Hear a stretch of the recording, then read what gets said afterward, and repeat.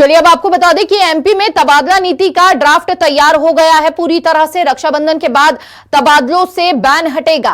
कल कैबिनेट की बैठक में ड्राफ्ट को मंजूरी मिल गई है। 20 अगस्त से 5 सितंबर तक इस बैन को हटाया जाएगा।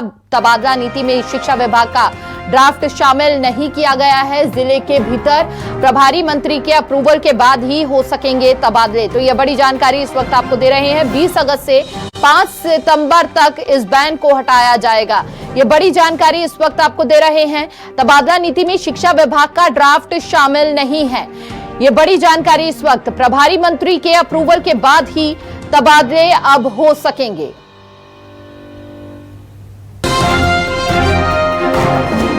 रक्षाबंधन के बाद तबादलों से बैन को हटाया जाएगा और 20 अगस्त से 5 सितंबर तक ये तिथि निर्धारित की गई है। ज्यादा जानकारी के साथ सहयोगी शबीर अहमद हमारे साथ जुड़ चुके हैं। शबीर, तबादलों पर से बैन हटेगा और क्या कुछ पूरा प्रोसीजर रहने वाला है, क्या कुछ कारण रहे हैं, वो भी बताइए विस्तार से।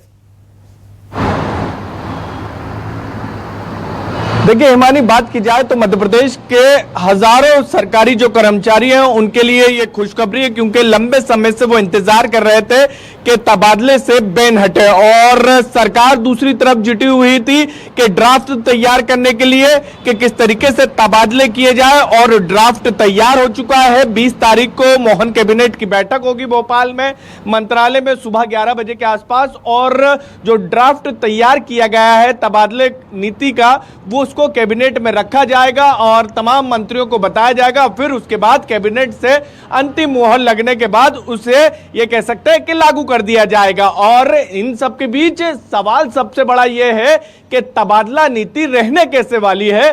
तो 2-3 चीजें निकलकर सामने आई है। पहले तो मंत्रियों का अनुमोदन जरूरी होगा। प्रभारी मंत्रियों का प्रभारी मंत्री नियुक्त हो चुके हैं, हम सबको पता है, लंबी जद्दोजहद के बाद।